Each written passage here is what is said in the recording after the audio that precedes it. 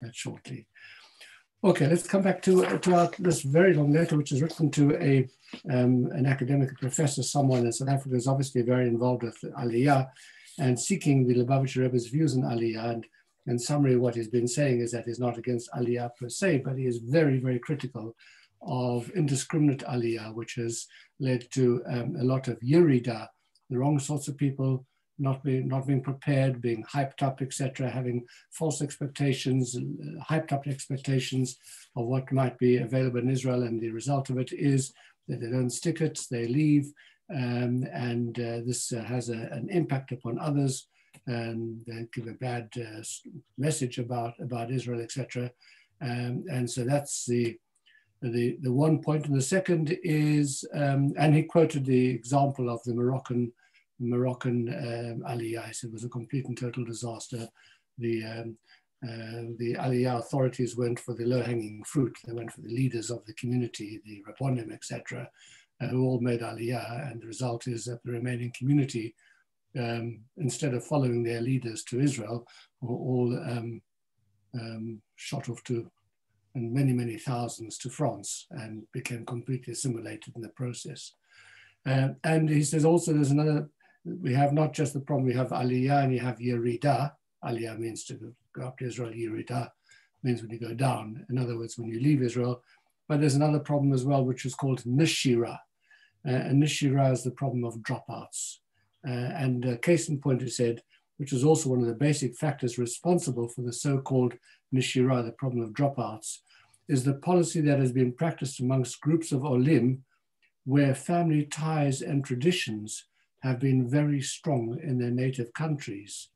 And the policy has been, when they've made Aliyah, of separating the younger generation from their parents. And ostensibly this was done for the purpose of hastening the process of integration.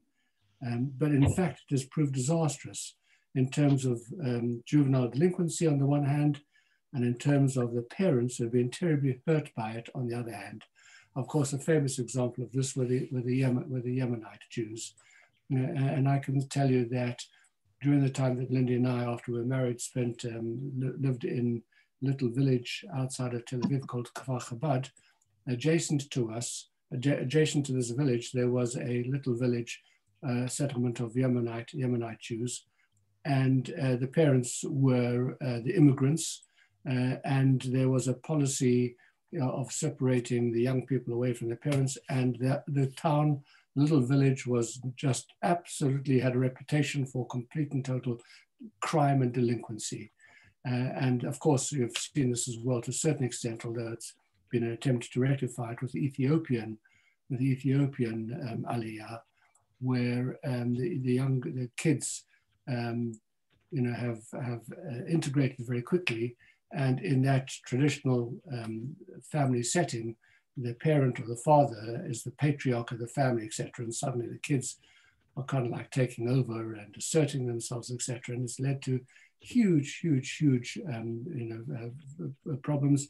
And it has led to Nishirat, an enormous amount of delinquency and etc. So these are some of the very problematic elements. It then goes on to specifically deal with the South African Aliyah. Most people would consider South Africa, of course, is a very, very highly Zionistic country, the Jewish community, and it's contributed enormously to Aliyah with large numbers of South African Jews. That's the picture that we'd all like to believe about South African Aliyah. The Rebbe doesn't see it quite that way. He says, now with regard to the specific question of Aliyah from the Republic of South Africa, I regret to say that certainly in retrospect, it has been a disaster both for Eretz Israel and for the South African Jewish community. Suffice it to say that a substantial number of Olim from South Africa are now in the United States of America and Canada.